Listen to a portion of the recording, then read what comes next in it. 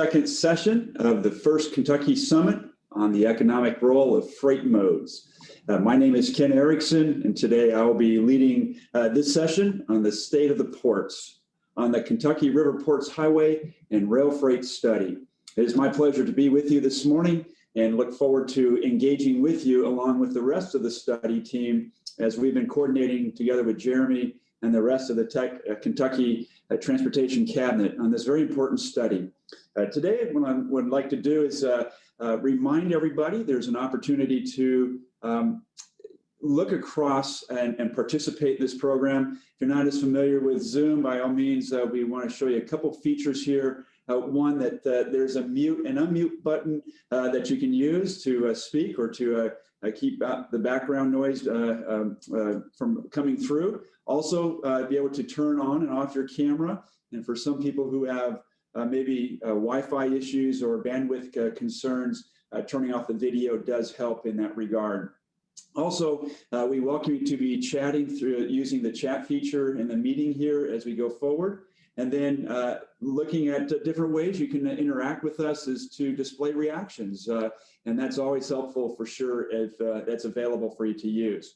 Meanwhile, in the upper right corner is a speaker view. You can change the view from speaker view or gallery view.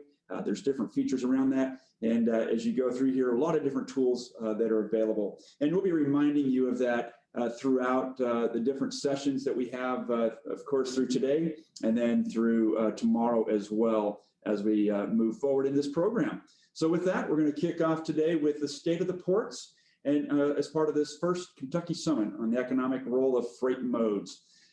Very quickly, a little background on myself. I did have the privilege to meet almost nearly all the port directors at the public ports, and it was wonderful to be on the road and to be able to see you. I am Ken Erickson, the Senior Vice President at IHS Markit. Some of you may have remembered me being with Inform Economics just a couple years ago. IHS Markit acquired us from Informa and has brought us into the fold of the Energy and Natural Resources Group, and I'm part of the agribusiness area.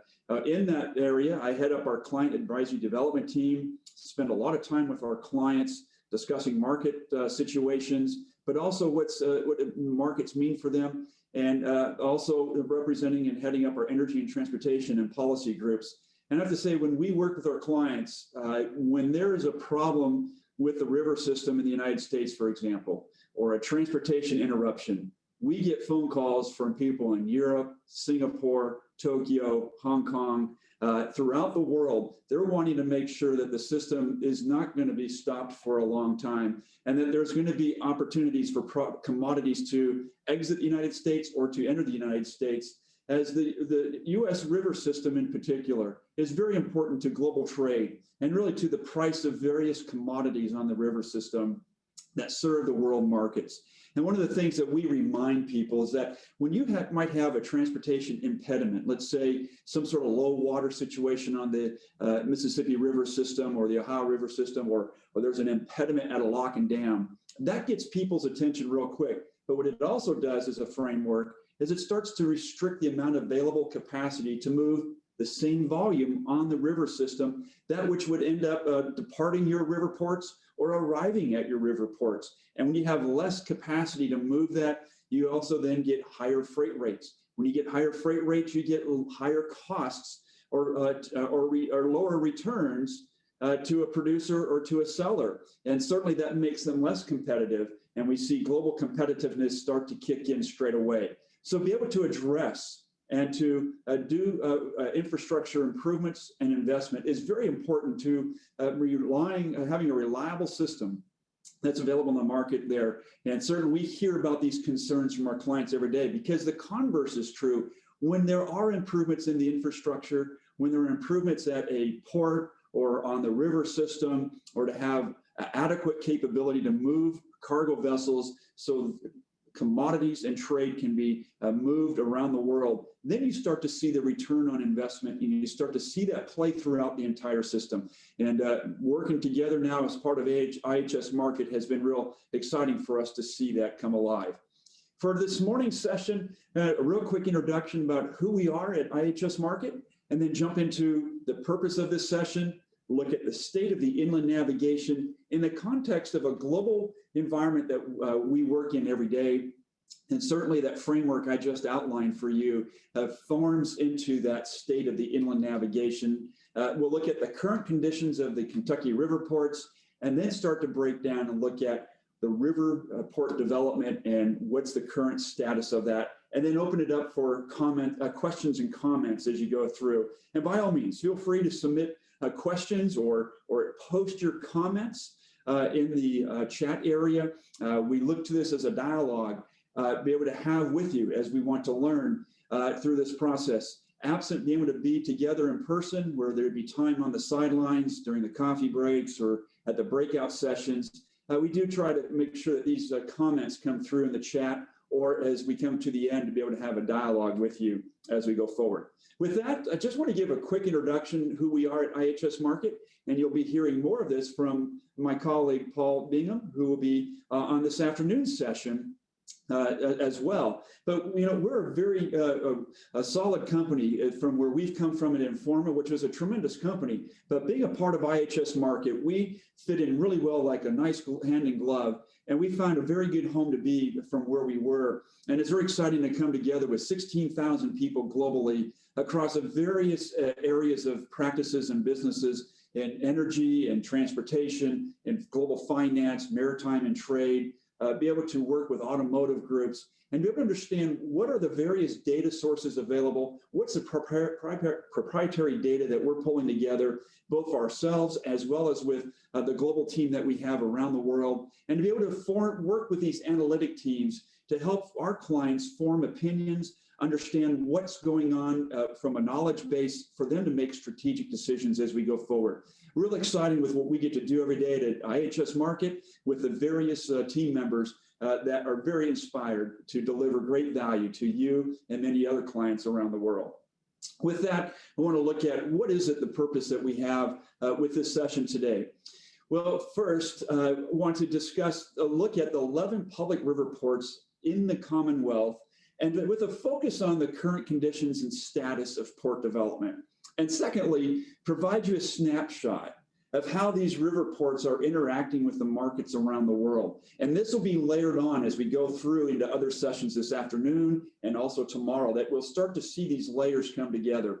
We showed this map on the left yesterday to give you the sense of where the ports are located. But certainly if you think about, there's two types of ports that we're looking at here. One is those that are developed and operational today, and those who are developing and some have been forming for quite a while. Some have gone back and forth in various status as they've gone forward. But certainly to be able to work with the Kentucky Transportation Cabinet and to be able to work and look at these ports, how they work together across the Commonwealth and what they mean in a global context is one of the key purposes for us here today.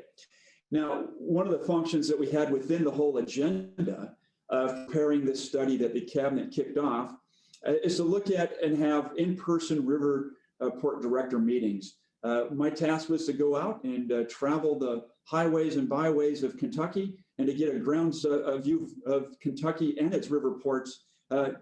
During the period of COVID, was very wonderful to be able to drive across and back and forth of Kentucky, visiting these ports, traveling about 1,500 miles to meet with the Riverport authorities and the key team members at the operating ports, as well as organizers and representatives of the developing ports across Kentucky. Now, meanwhile, what we were doing as I was out meeting with the directors and the representatives was to confirm some descriptive information, metrics of the ports, and then to gain further understanding of the history and the needs of the port and what the competitiveness looks like.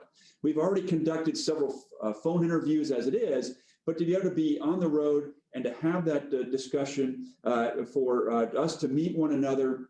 And I was fortunate enough to be able to represent the team and the Cabinet as went across the state. And we had a great number of meetings and dialogues and discussion.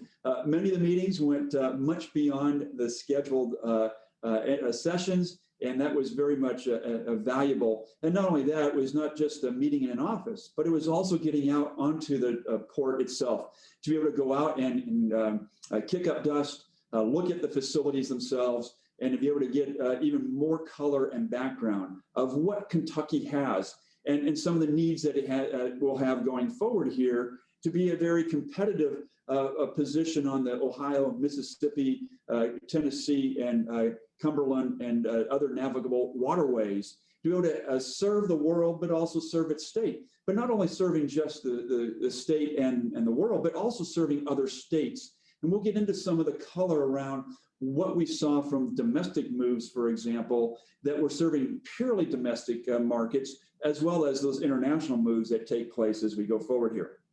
Now, looking at the hinterland of the Kentucky Riverport market, each port we assessed as having its own market hinterland area. It's that competitive reach, if you will, or those areas that it could go into and offer services to draw cargo through the port or to deliver cargo from the port into those areas. We looked at the counties that were reached within a 90-minute driving time of each river port. And we looked at what that meant was not only were you just serving within the state of Kentucky, but in reality, there's multiple geopolitical boundaries that were crossed, and in many instances crossing over the Ohio or Mississippi river system into other states as you look through here, whether it was into Illinois, Indiana, Missouri, Ohio, Tennessee, and West Virginia, and thinking about those markets that you can access, because now you start looking at a large geographic reach and starting to touch into different economic opportunities and start looking at those realities that come forward. And what that means when you get into different counties is now you're also tapping into other resources that could look at advantages that any individual port may have to serve those counties or that draw area, if you will, that hinterland, that could bring volumes through there or to serve those communities that have their own economic development realities that are at play. And certainly, as we look at some of the competitiveness, this doesn't say anything then, of course, around all those other private terminals that dot this map in various areas across the navigable river systems. And of course, that's very important that we see here, because in some essence, when you go visit one port, you only see one port. And in looking at the 11 ports here, the 7 operating ones working today, they all have their very unique features. They all have their very unique capabilities, and certainly different markets that they serve as they go forward here. But yet when you look at these 11 port areas, much of their hinterland areas or their market reach can and do overlap.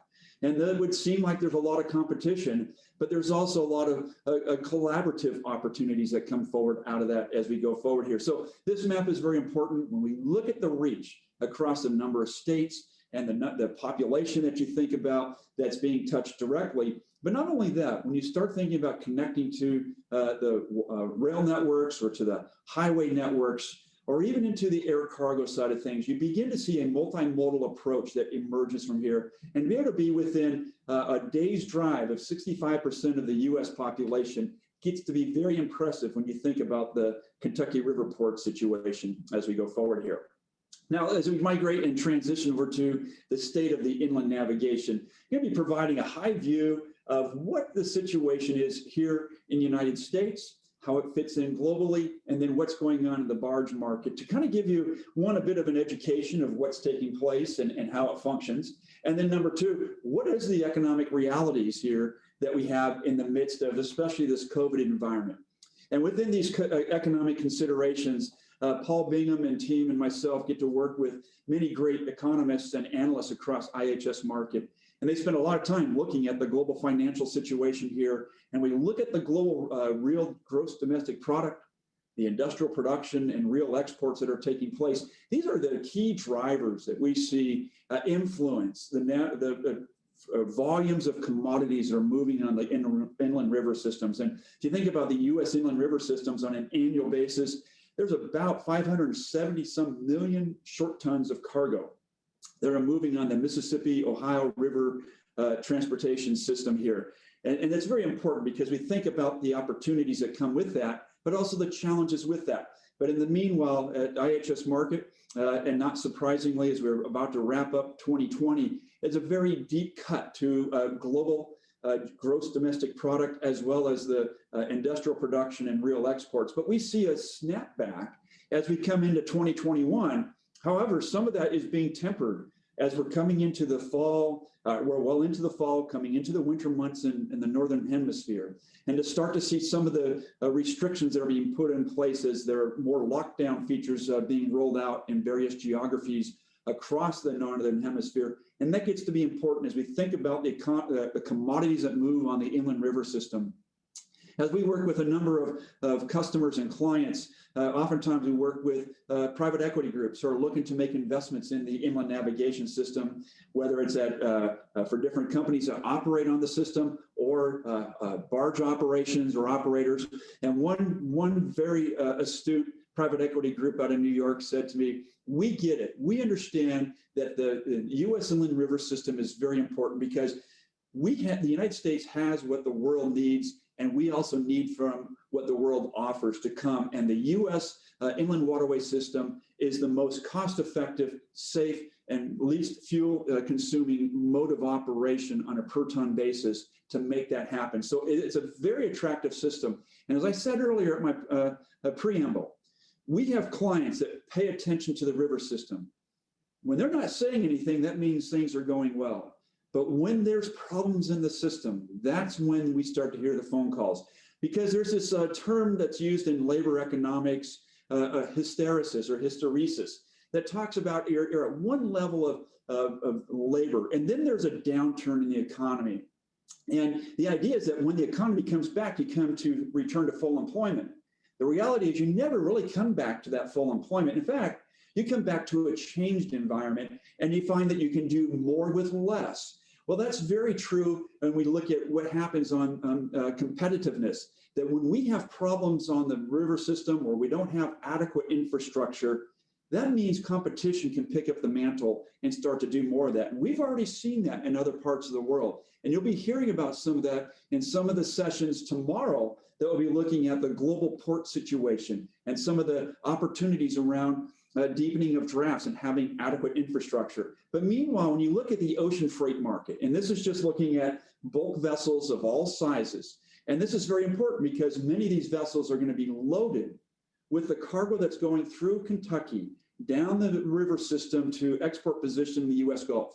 Or these vessels are arriving in the U.S. Gulf, discharging cargoes onto barges or being moved up the river to Kentucky and being discharged. And one interesting cargo move I saw, besides many, was moving aggregate that came in from China and was being brought all the way across Kentucky on the Ohio River system to the eastern side of the state to Greenup. And you're seeing that this aggregate was then being discharged and being pulverized. And that's my terms. I apologize, Greenup, that I am not characterizing the way you described it to me. And that was going to be used in another process for whether it's in titanium or for metal or for other purposes.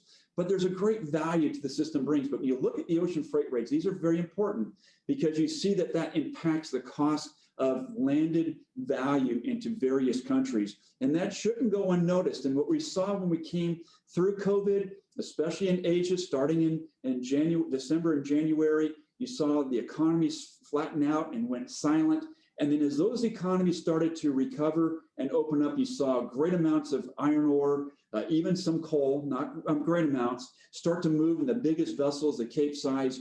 But then they started to simmer down as the fleet started to rebalance. And now we're back here where all these different realities of having to shut down economies in different places starts to set in. I will say I was on giving a speech to a Chinese conference last night.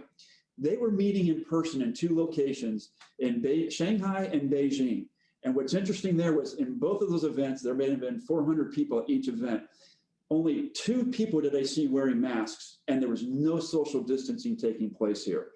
Very much something to be said about taking care of ourselves, wearing the masks, practicing social distancing to try to bring this COVID under control. Meanwhile, Asia is running pretty strong, and we're starting to see that. We're seeing, while the ocean freight rates have relaxed here a bit, we're getting the fleets in more balance. We are seeing China especially and other Asian countries buying a great amount of goods especially commodities that are ag-based out of the United States here today. So when we look at the COVID situation, as we emerge out of this, which we seem to get a little bit relaxed in social distancing and wearing masks with the surge and confirmed cases. And last week, when it was announced last week and this week about some vaccines, some people got a little bit carried away and started booking hotel rooms. And now you can't get hotel rooms at some of around the major theme parks for Christmas holidays because people thought the vaccine was coming, the cure was here. We have to practice this, and these supply disruptions are going to continue with us. We're going to have challenges to our inventory cycles, and we're going to certainly see some adjustments in capital spending that we take place here. Where we've seen some adjustments with the weak commodity demand, it's reemerged in Asia as we're seeing strengthening of commodity demand in those areas. But in the meanwhile, we're seeing the shifting the manufacturing processes. And talking with our dairy analyst this morning, we've seen cheddar prices of cheese drop incredibly from the highs that they were just 2 months ago. Now you're starting to see food companies, they're going to be adding more cheese to their menu items. And certainly whether it's in prepared foods or at the quick service restaurants, you're seeing the adjustments happening real fast. And that means that global supply chain has to shorten real fast here and have to be nimble when you look through that. Trade protectionism is taking a different view, even with whatever becomes of the shift in administrations here in the next month and a half. And then the technological advances that are coming to the markets here, those are going to be structural forces that are going to be with us for a while, but they can't come fast enough.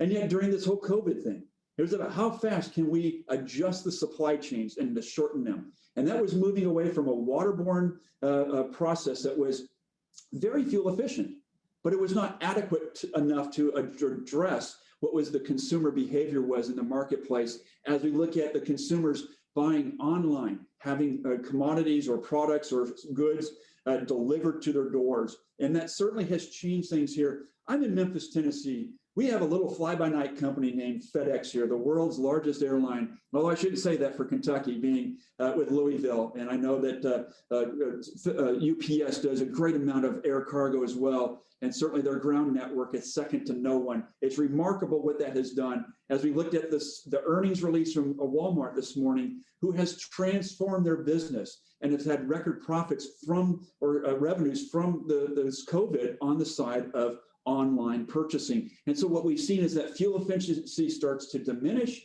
because you need to get that shortened supply chain into the market. Now you're going to the higher cost transportation modes that are less fuel efficient and certainly shifting the emphasis here. But as we start to see these systems start to adjust, you start looking at different models to start getting the inventories built up for consumers. Now you start coming back down in better fuel efficiency, adjusting your timing and flexibility. But there's also a natural social distancing when you come down on the timing and flexibility, and you get more fuel efficient, you start using barge and maritime. There's just less hands to handle those commodities or those goods that are going to be moved. And that gives us that natural social distancing that the inland waterway system offers every single day. Now, looking at the commodities that are moving on the inland river systems, and just looking at the most current data from the Army Corps of Engineers on the chart on the left side here, the very top line up there, you see that orange line is total commodity movements on a monthly basis moving on the inland river systems. And what you see is COVID has had a very significant impact on the commodities moving on the system here. And that was true.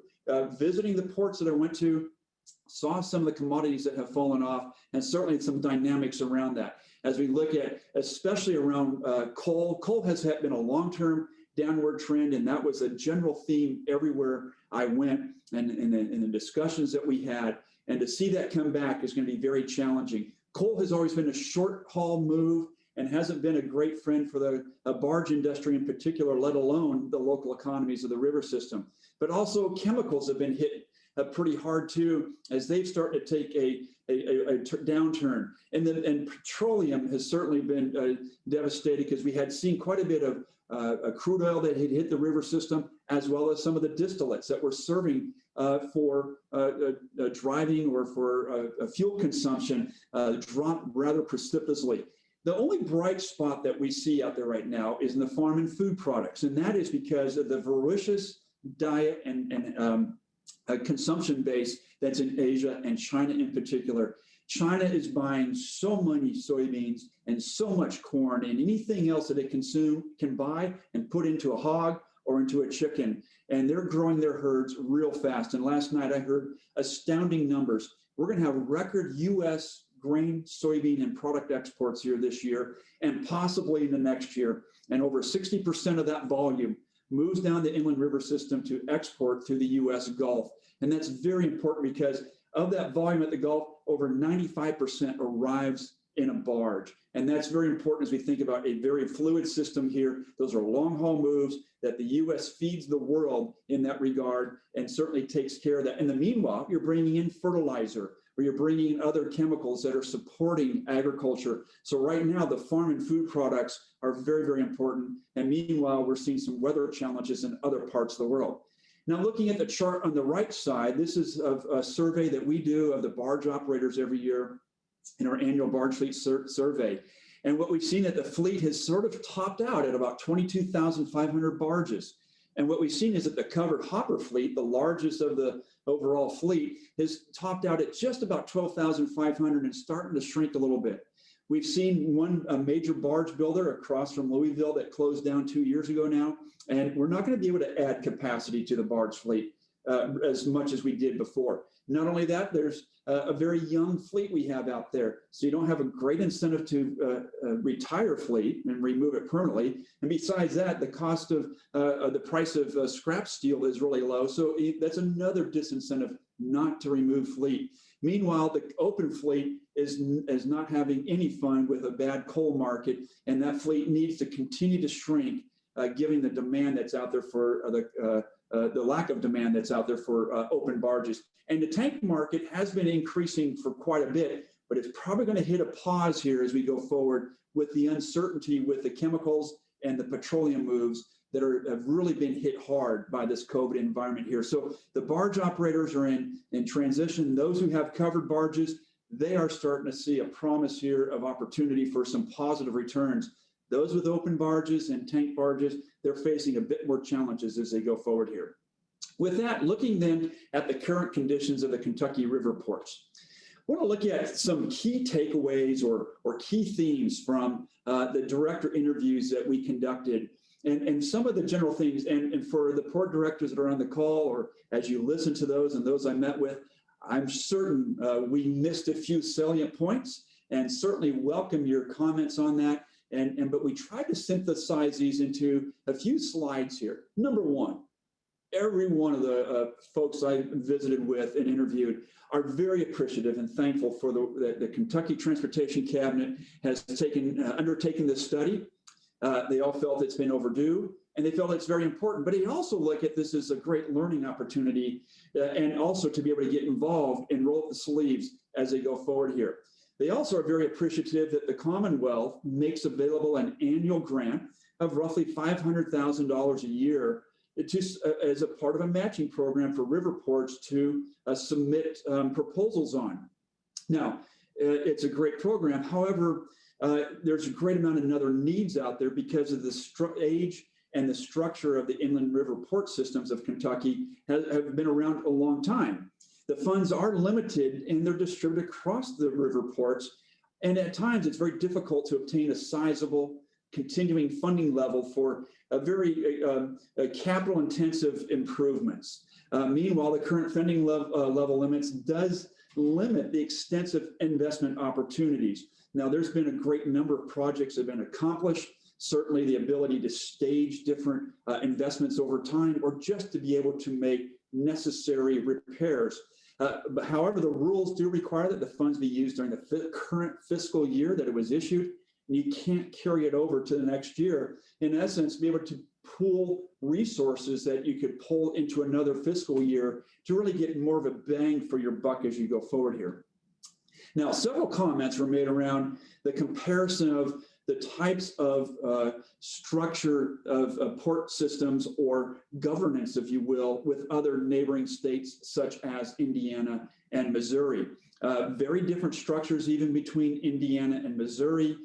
They have different funding capabilities with that comes through their different types of organizational relationships. with their public ports and to be able to represent the public ports in economic opportunities, or to be able to steer funds for investment more succinctly as they go forward there under a central leadership in many instances there.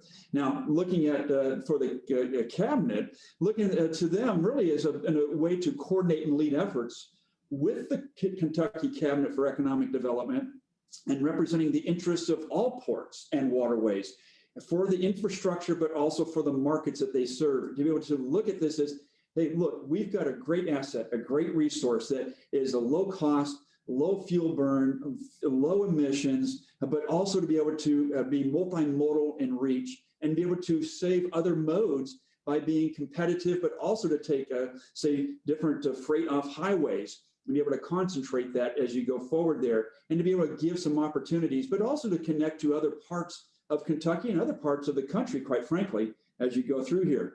Now, the waterway and port infrastructure, it was built during and for a very previous era. And those are very different eras, and it served its purpose for many decades.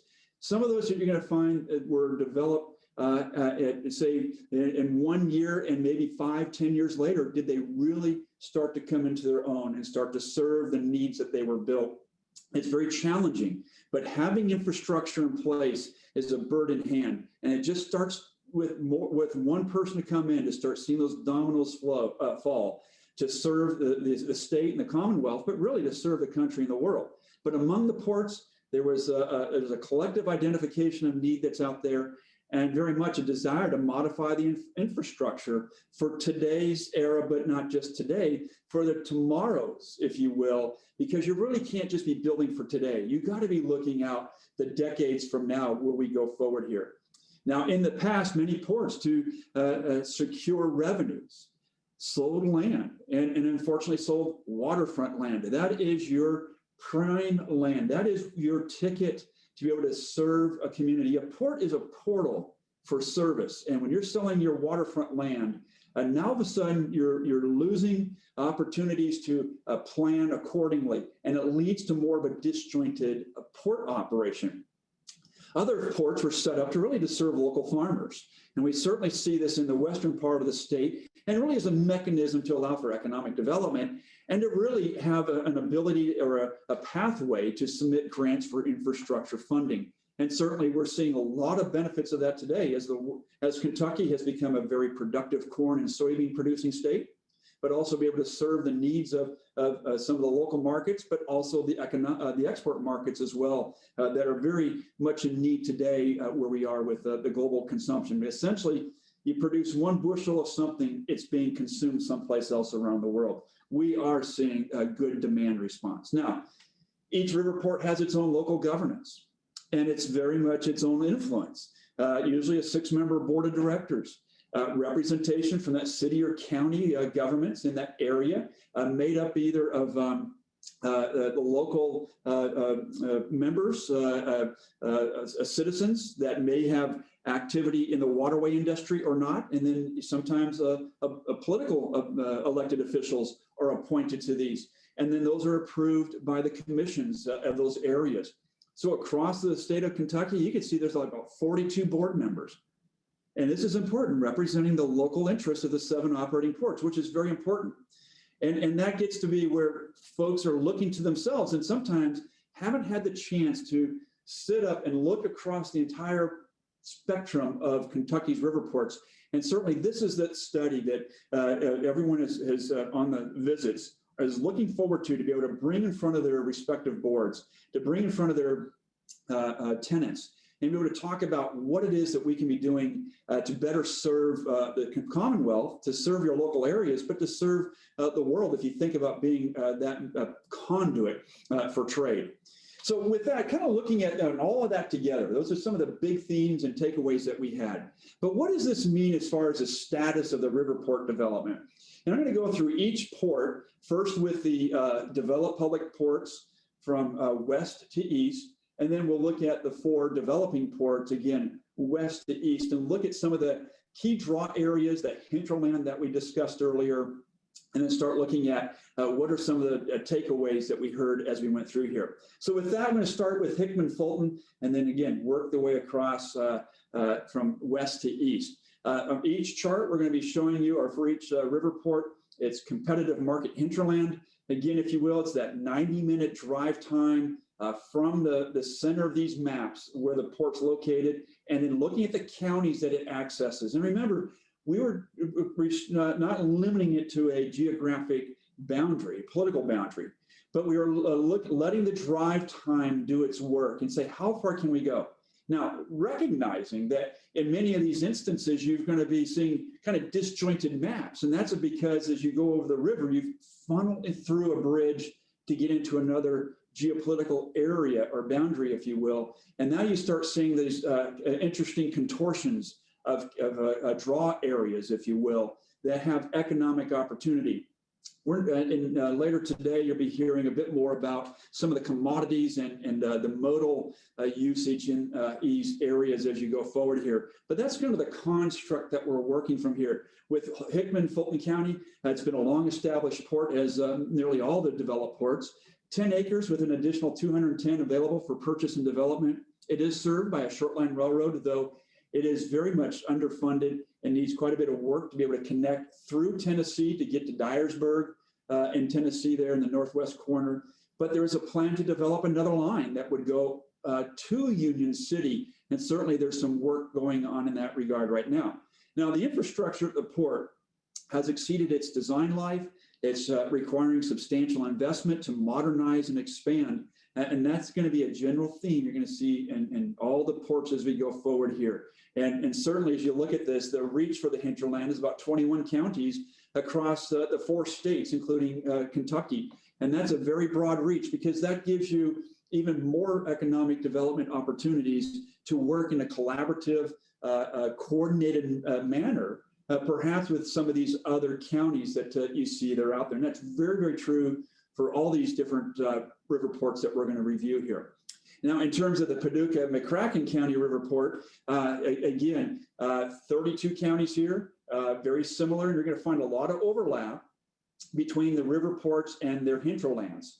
And sometimes they are competing for different commodities or volumes. But they all have a different mix that they're going after. And certainly all the directors that we spoke with look at the complementary opportunities to work together and to do different things. Now at Paducah, you've got 48 acres with 2,300 feet of river frontage. There's an additional 240 acres available that have been purchased.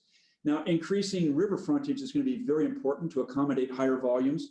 And with Paducah being at really the crossroads of the inland river system here with the Ohio River, the Tennessee River, and many towing companies have positioned themselves there for services and for crew changes and such. And there's even a training facility there with the Siemens Church Institute. You've got a lot of momentum in the area, but you've got a port that has sold off land in the past. They do not have direct rail service, though rail goes by. And yet right now, looking at identifying, defining the identity and its market focus as it goes forward here.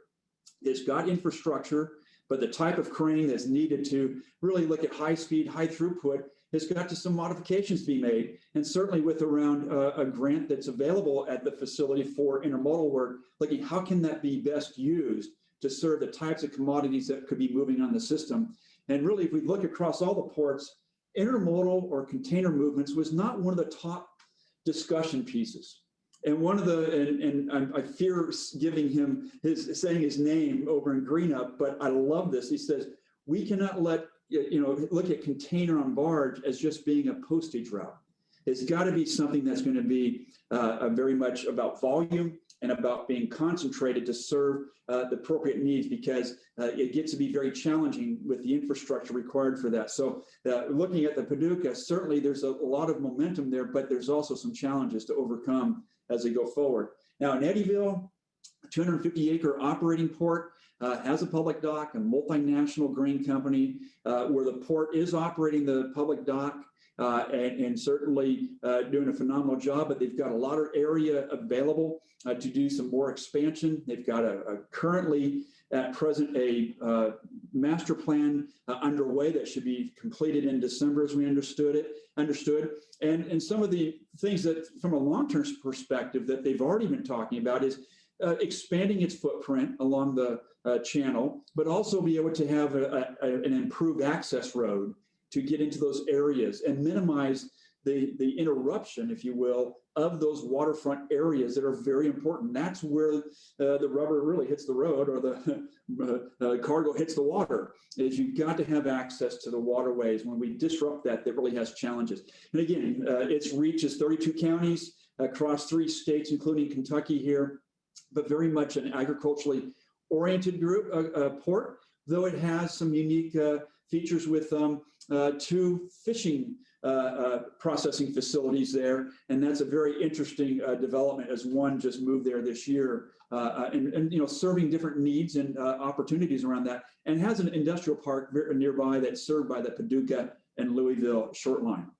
Now, as far as Henderson County, 102.5 acre facility property, 40 acres used for the terminal. It's been a long established port, but it's in much need for upkeep and restoring existing assets. Its crane has been refurbished, and that was through a number of these grants, and making that work to really make it look brand new. I asked the question, I said, Greg, is that a brand new crane? And look, they did a great job, but there's more work to be done. It's great to have a crane, but you still need a supporting infrastructure that has a design life. And that gets to be very important as we go forward here. Now, looking at what this study could do, certainly be able to help fortify the existing customer base, but identifying new opportunities that they can offer logistics solutions to. Envisioning a matrix of the services and business and commodity flows and rates and services that the cabinet could bring forward here and have available for the Riverports could be a great tool that would be available. And they're serving 30 counties, including Kentucky, Illinois, and Indiana from their reach. And certainly at times you can see the various commodities that you see of aluminum that would be there. Certainly I saw a lot, of course, at Owensboro, and we'll take a look at that here. As Owensboro, being a 420 acre property, has a hinterland of 21 counties, has rail service to the facility, and certainly using a mix of truck to rail to serve the automobile industry. I was thinking about this, Brian. You're a rail and dock type facility. Certainly, you've got an agriculturally based facility there, or operation, but you're serving multiple industries. To be listed as an aluminum delivery point on the London Mercantile Exchange is very important. Very important for the state of Kentucky. And to be able to have that kind of recognition is very important.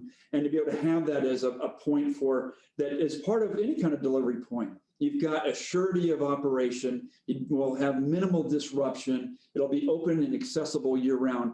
And it's going to be secure. Very important. It's a homeland security port, given some of the products and chemicals and hazardous material handled through that port. Meanwhile, some of the things is, what does it look like to hire a marketing coordinator? And what does it mean to develop those business leads? Meanwhile, managing the expectations of a local authority, a governing authority, and working with the team members around that, constantly educating and bringing together what this means from an economic machine to generate activity for the community. One of the big asks is improving Highway 331 coming into the port and be able to have more access and to handle the number of trucks that are coming in there every day. So quite a bit of work there at Owensboro with a number of activities. And again, just the shiny look of all the aluminum ingots across the port is very important. But it's not about those ingots sitting there. It's that they're being a throughput. They're coming into the port, being discharged, and then being loaded out to go on to that next destination, to become that next can or that next car part, if you will, across the system here. Now in Louisville Riverport, and it was exciting to listen to them because they're going through a transformation, changing the name to Louisville Riverport Authority. And certainly with the reach of Louisville and the type of population there, very important. A great amount of land of 2,000 acres, 1.5 of Riverport frontage, which is very important, but even more so as an intermodal port to be able to develop that further with 13 miles of rail line across the property. Very, very impressive. And to be able to position themselves across all modes with all the interstates, and of course with the UPS global hub that's there, or global port, pardon me, gets to be very important because with that comes all the other industries that are very attractive. And to be able to develop that is very important. Now, meanwhile, having key performance indicators to be able to justify and to look at capital investments is very important. And that was very, well said across all the ports. We want to make sure we're doing things that make business sense, but also give us opportunity for growth in the future, because sometimes you really don't know exactly what could change or come tomorrow with a client that has an interest or a need or something that opens up. And certainly in the time of COVID, flexibility gets to be very important. And as an Air Force pilot general told me once, he said, Ken, the key to flexibility is the key to air superiority. Whereas an Army general said to me, flexibility is the key to indecision. Well, flexibility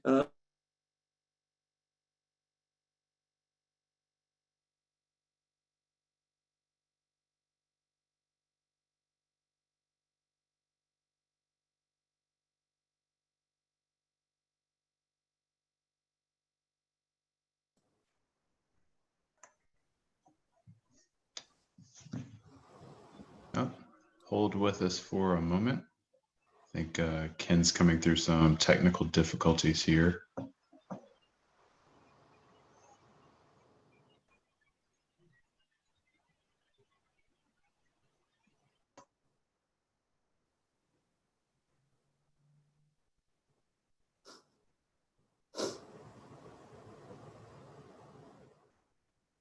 I think he just left and is coming back, David.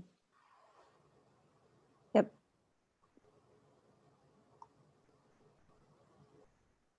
Oh. Hey, Ken. You're muted right now, and we lost your connection a little. So, not presenting anything right now. There you go. Am I back on, David? Yes. You are now.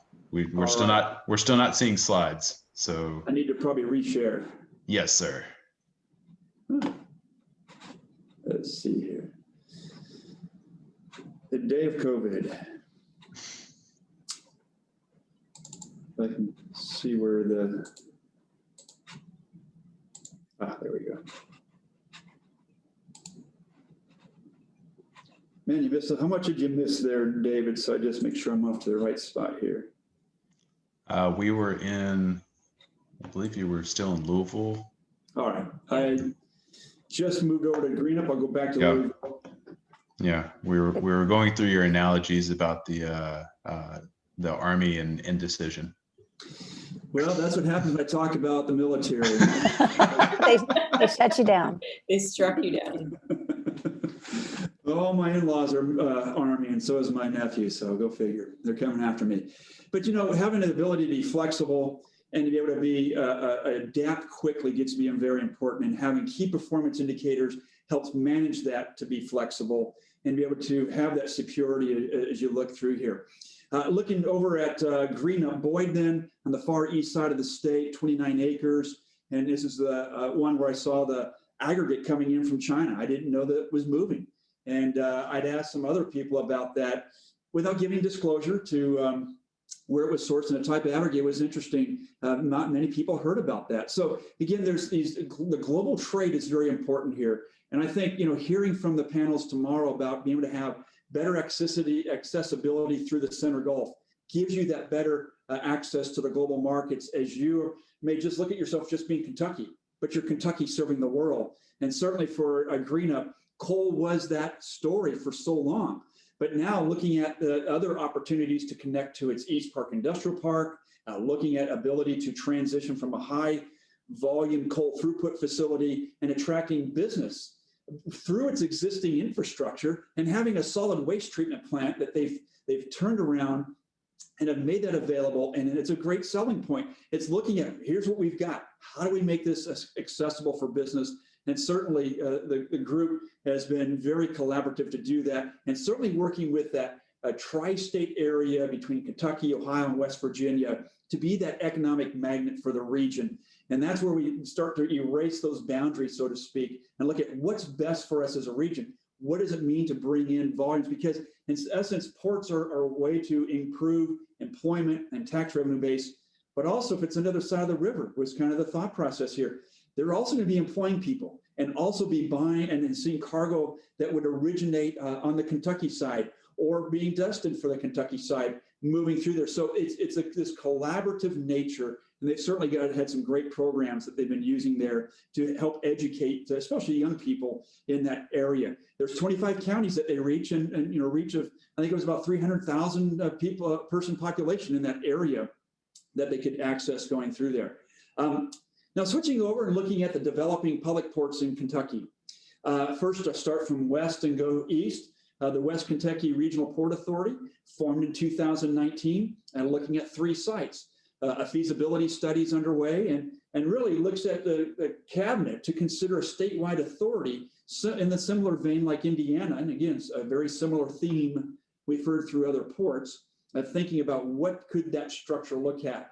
Now, the port is going to be competing with other operations in Ohio, across the Ohio and Mississippi River, such as in Illinois, where there's been significant investment announcements recently, and certainly could hurt some of that volume flow through Kentucky. And so what does it look like to have that regional opportunity? Because the reach is across 27 counties into Illinois and Missouri as you look at those opportunities, but there's infrastructure. When you look at these maps and think about those bridge infrastructures to go over, what you miss is in the middle of the maps, there are even some bridges that could use enhancements or improvements, or certainly maybe a second bridge to enhance those flows that need to go through those different communities, but to help develop economic growth and prosperity. As far as Meade County, as we go up, 550 acres, it was founded to serve agricultural interests. It had been an operating port. And then as Nucor came in with a big opportunity, the only grain barge loading facility was moved or dismantled to accommodate Nucor. However, looking at considering other grain barge loading operations at a couple of port locations could be very attractive to bring some of that volume and to serve that agricultural community in that area. With 29 counties that are being served, in both in Kentucky and Indiana, is a very important reach there, and still very fertile areas there to serve those communities. Now, oh my goodness, my battery's going low. I guess somehow the power's not working in here. That may be the problem.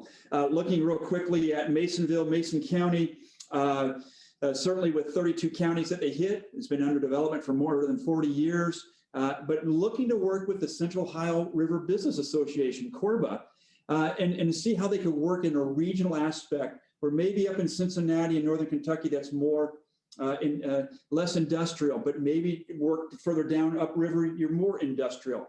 There's an option to work with the TTI short line to access the central southeastern Kentucky area. So the ability to move inland with the rail and to extend the reach of the river system gets to be very important. And really the idea is how can we, through this study, define demand and track infrastructure investment, put together financing tools to support infrastructure development as it goes forward here. And lastly, with the Northern Kentucky Riverport, right now, I did not get a chance to meet with anybody there. We're trying to coordinate some interviews, but there's no dedicated infrastructure at the moment for a public port. There is a partnership with that CORBA and the Port of Cincinnati. It's a very important reach with a large population up there. They reach 44 counties in 3 states, and it gets to be a very unique area as we think about changes going on in Cincinnati or even in Covington, and how they've redefined that whole area as a region to expand the number of area under the kind of that whole central region area. So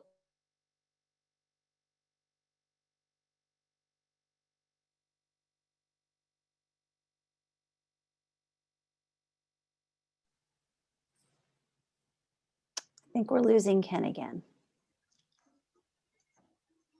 Yeah, I think you may have had the maybe a power issue. Power outage. Yes.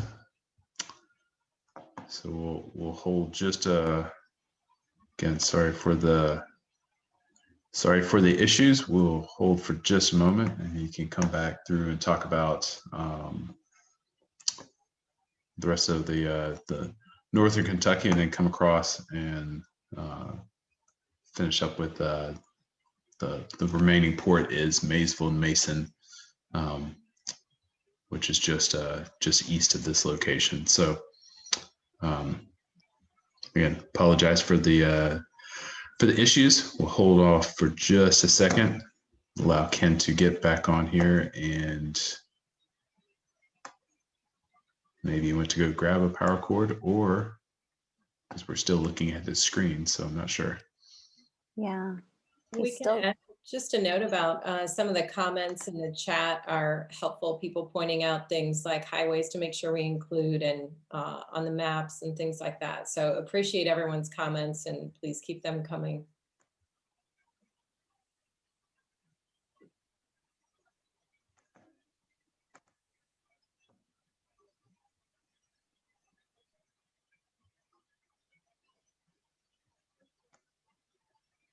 Here he's coming. He's coming back now.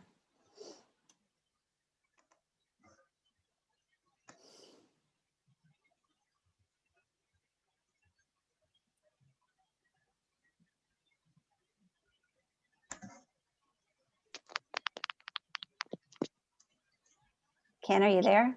Yeah, sorry about that, Haley. No worries.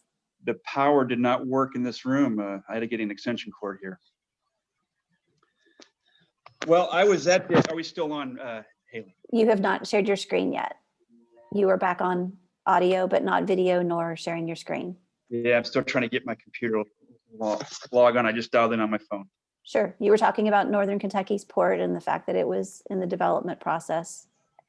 Yes, and get logged in here.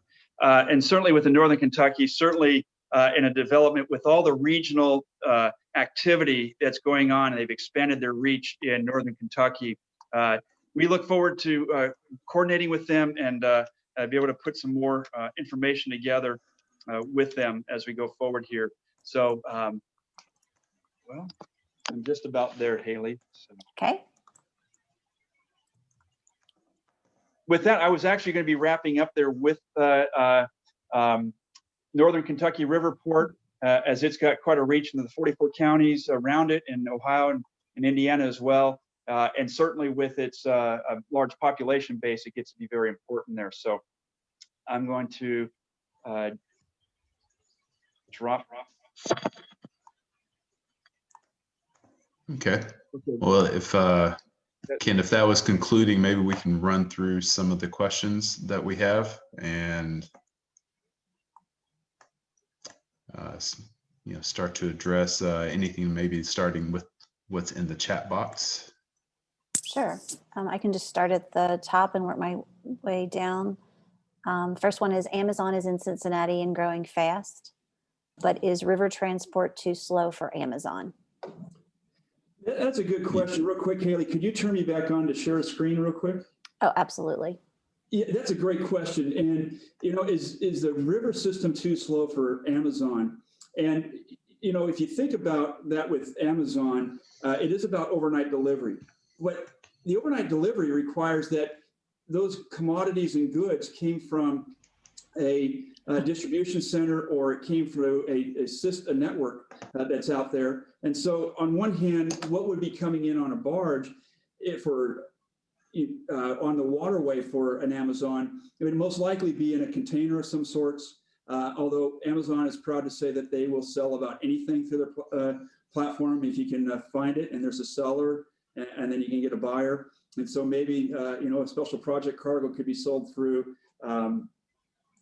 Amazon anyways. But when you look at Amazon, certainly it's about getting your logistics right and your supply chains right, and having an environment where you can certainly make those logistics work together. It's not a matter if it's too slow or not. It's a matter if they can get the logistics worked out. The challenge on the waterways, quite frankly, is some of the uncertainty with the infrastructure, and even at times the problems with high water, low water, and having consistent service. When you're running 4 to 6 miles per hour, it is slow. But if you can do 4 to 6 miles an hour every day, all day, now all of a sudden you can plan your supply chains accordingly. But for an Amazon type facility, maybe that's where you get the attraction to see a container on barge, container on vessel system begin to come together, because it's about volumes. And it's working with container ocean carriers that would be wanting to come access and serve the U.S. Center Gulf. And certainly there are plans to do that. There are already vessels calling on New Orleans as it is. But certainly, I think it's a great question, but it's the types of cargoes, and it's probably something that's not in the near term in the best interest, because the types of commodities move on the river system. But the slowness isn't always a concern. As we've had shippers tell us, if you can do it in 4 days, do it in 4 days. I can work my logistics around it. But if you do it in 2 days, or you do it in 10 days, I can't work with that. The river, it's got to work to have, to assure that there will be assurance of the supply chain. Next couple of ones are just comments. Need to include Interstate 69 and 169 in your map illustrations, and also 165. Agree 100%. Eddyville is the only riverport on a lake in Kentucky providing stable water levels for tenants. How do they do that? Well, that's a good question. And certainly the interstates will show up on more detailed maps that will be in the study as well. The initial map you saw there, there's a good point to include on there as well, where it gets real crowded real fast. But if we look at Eddyville, being on a lake, that means there's probably a lock and dam someplace. And this is very true at some of the other ports upriver on the Ohio River, where you're able to have adjusted flow because you've got a pool behind a lock and dam. Where you lose that pool capability is when you get past the new Olmsted Lock and Dam on the lower Ohio River, and now it's a free-flowing river. And excuse me for bringing this one up, but downriver from Lock 27 on the upper Mississippi River.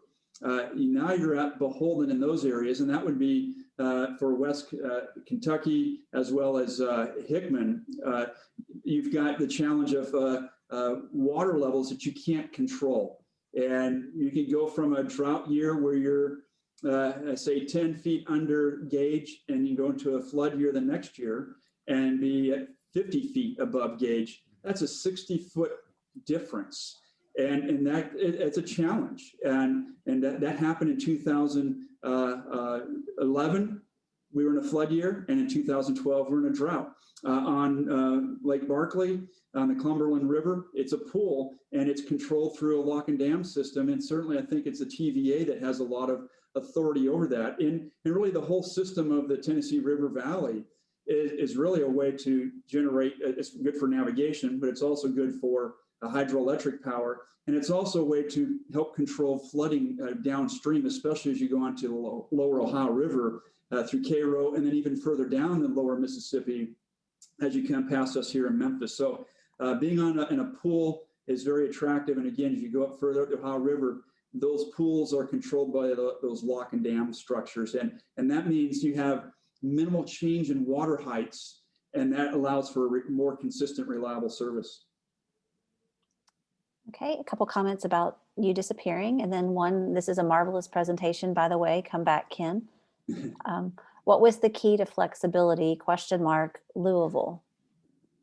Well, Louisville has the flexibility. One, there's a large population. Two, they've got rail service at the operation there. Three, you've got with that multimodal, you've got, of course, the global port with the UPS being there, and then the support services all around that.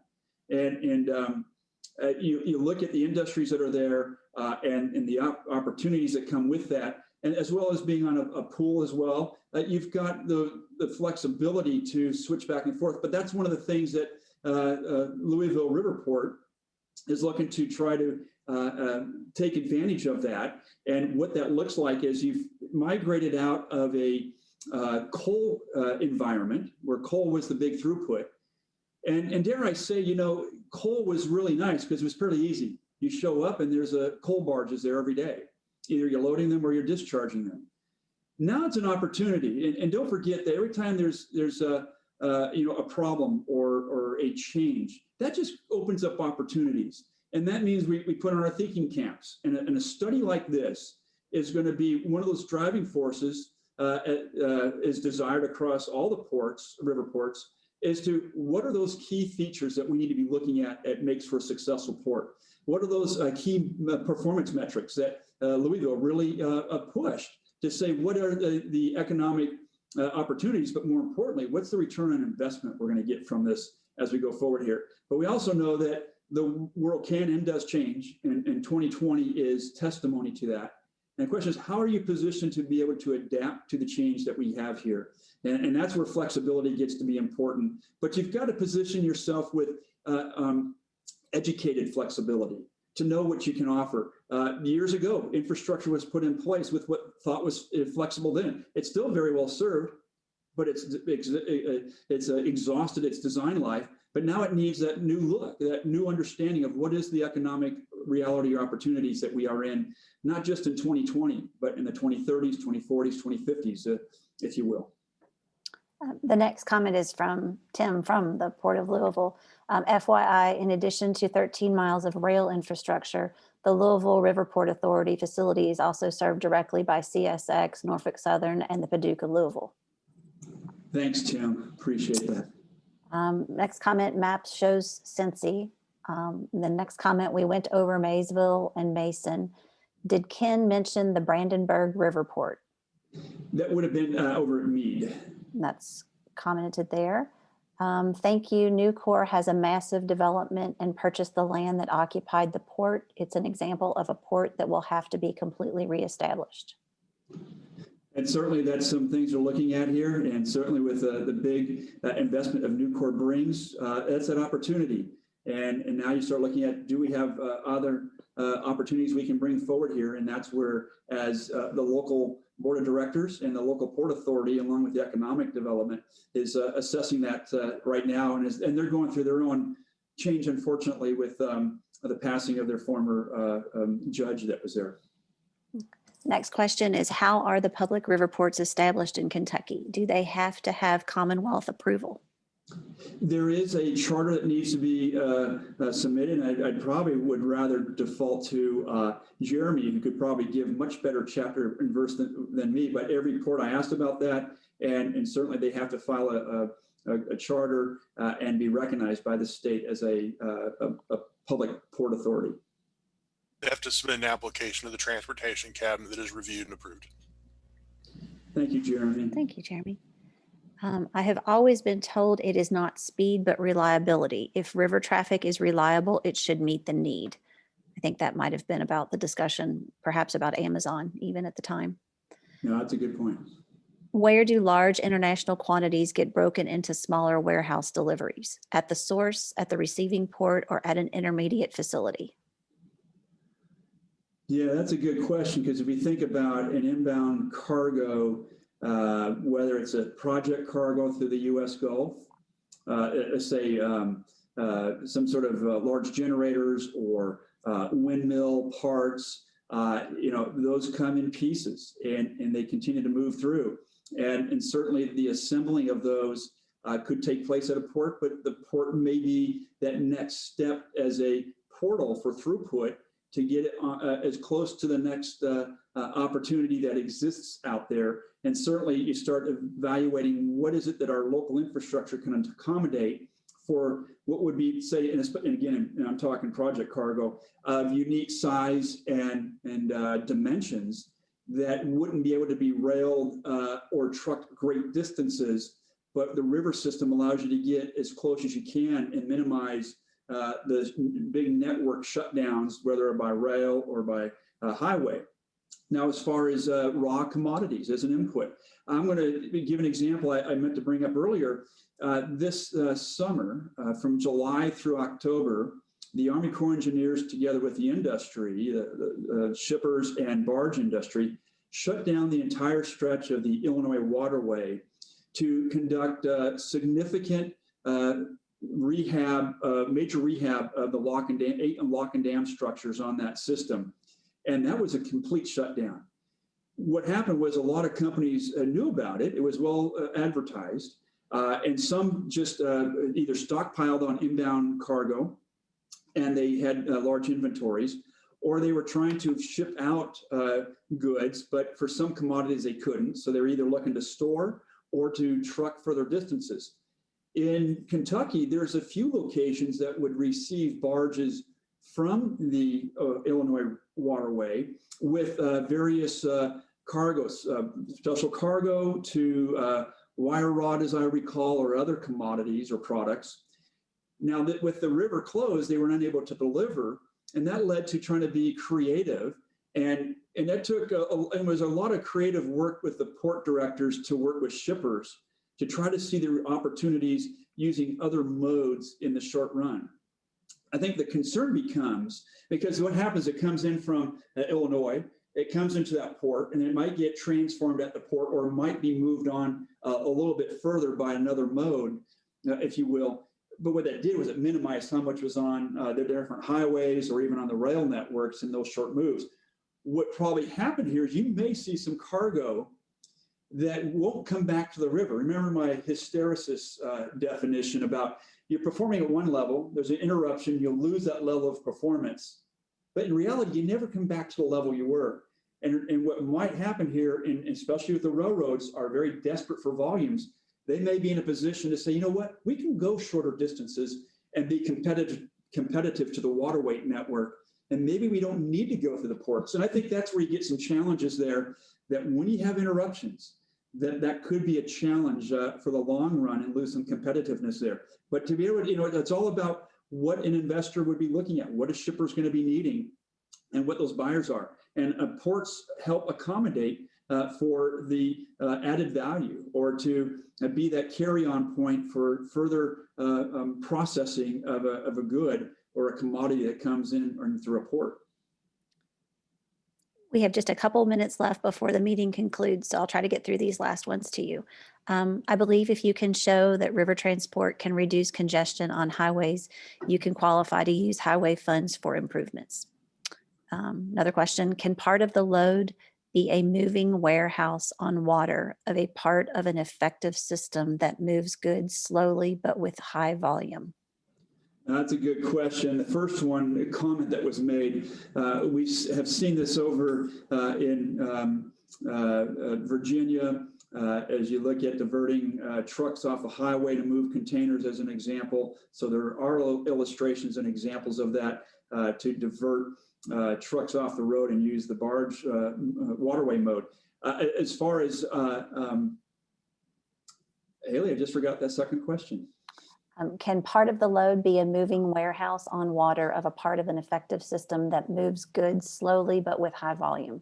Yeah, and that's probably the definition of a pipeline, is of a transportation pipeline, that you've got a supply at all times.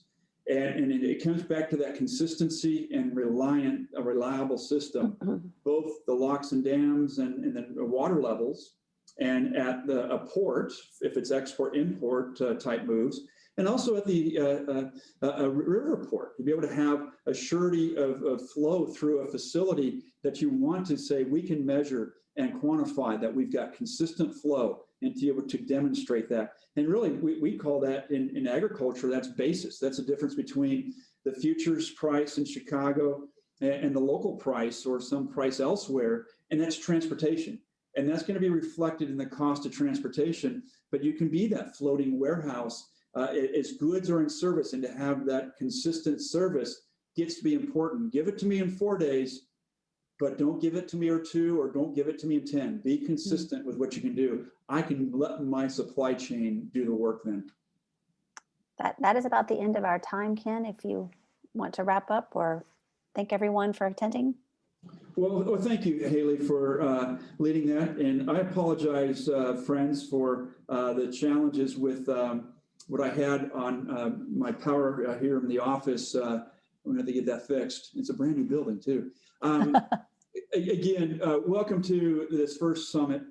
We trust that you found this yesterday's opening session and today's State of the Ports to be very educational, insightful, we welcome the comments. That was terrific.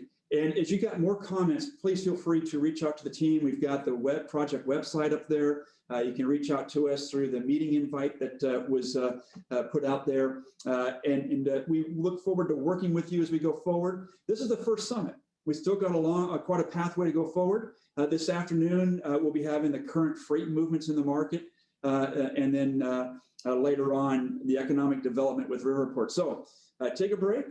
Enjoy a lunch and come back for more activity here this afternoon as we continue on. With that, I thank you for your time and look forward to working with you all further. Thank you much.